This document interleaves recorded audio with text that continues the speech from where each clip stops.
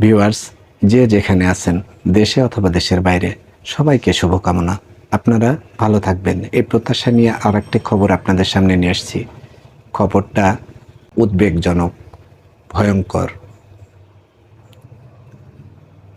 চলুন আগে আমরা সেই খবরটা শুনি। তার আগে অনুরোধ, আপনি যদি এই চ্যানেলে নতুন হয়ে থাকেন, চ্যানেলটিকে সাবস্ক্রাইব করে বেল বাটনটি অন করে দেবেন নতুন নতুন সংবাদের জন্য। ভিউয়ার্স, খবরটি আগে আমরা শুনি। খবরটি শুনলে আপনি চমকে যাবেন। বাংলাদেশকে ভেঙে আরেক নতুন দেশ তৈরি করছেন বিজেপি নেতা প্রদ্যুৎ কিশোর। এমন একটি বক্তব্য দিয়ে তিনি ভাইরাল হওয়ার চেষ্টা করেছেন। এই বক্তব্যে উনি কি বলেছেন এবং তার ছবি আমরা আপনাদেরকে দেখাবো। ভিউয়ার্স, এখন স্ক্রিনে যে লোকটাকে দেখছেন, ইনি সেই প্রদ্যুৎ কিশোর।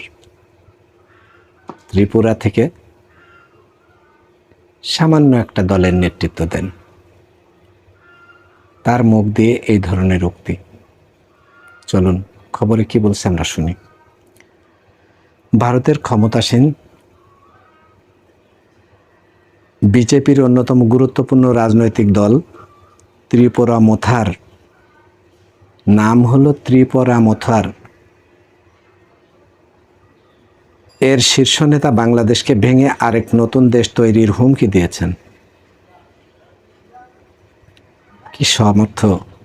বাংলাদেশের সংখ্যালঘু এবং উপজাতীয়দের উপর নির্যাতনের অভিযোগ তুলে ত্রিপুরায় মিছিল হয়েছে। স্থানীয় রাজনৈতিক এই মিত্র দল ওই নেতা আরও দাবি করেন, ভারতের এই সক্ষমতা আছে। সূত্র মাই ইন্ডিয়া। বৃহস্পতিবার 26শে সেপ্টেম্বর দলটির নেতাকর্মী ও সমর্থকরা মিছিল করেন। এরপর প্রধান নেতা প্রদ্যুৎ কিশোর বক্তব্য দেন। তিনি বাংলাদেশকে ভাঙার হুমকি দেওয়ার পাশাপাশি দাবি করেন, যদি ত্রিপুরা সাহায্য না করত তাহলে বাংলাদেশও হতো না, মুক্তিবাহিনীও হতো না, থাকতো না। প্রদ্যুৎ কিশোর বলেন, আজ মুসলিমরাও আমাদের হিন্দু মন্দিরগুলো রক্ষা করে। আমাদের রাজবাড়িতে এখনও নামাজ হয়। এটি ভারত এবং আমাদের সংস্কৃতি। কিন্তু দেখা যাচ্ছে বাংলাদেশের মানুষ এই বিষয়টিকে শ্রদ্ধা জানায় না। ত্রিপুরাকে ছাড়া বাংলাদেশের কোনো অস্তিত্ব থাকতো না মুক্তিবাহিনীও। তিনি আরও বলেন, বাংলাদেশিরা এখন ভারতের বিরুদ্ধে স্লোগান দিচ্ছে। তারা বলে তারা নাকি ত্রিপুরা এবং উত্তর পূর্বাঞ্চলীয় রাজ্যগুলো দখল করবে। আমাদের সবাইকে ঐক্যবদ্ধ হতে হবে এবং সরকারকে চাপ দিতে হবে তার জন্য বাংলাদেশের বিষয়টিকে জাতিসংঘে উত্থাপন করে। বাংলাদেশ ভাঙার হুমকি দিয়ে বিজেপির মিত্র দলের এই নেতা বলেন, ভারত চুপ ছিল কারণ শেখ মুজিব এবং শেখ হাসিনা ভারতের বন্ধু ছিলেন।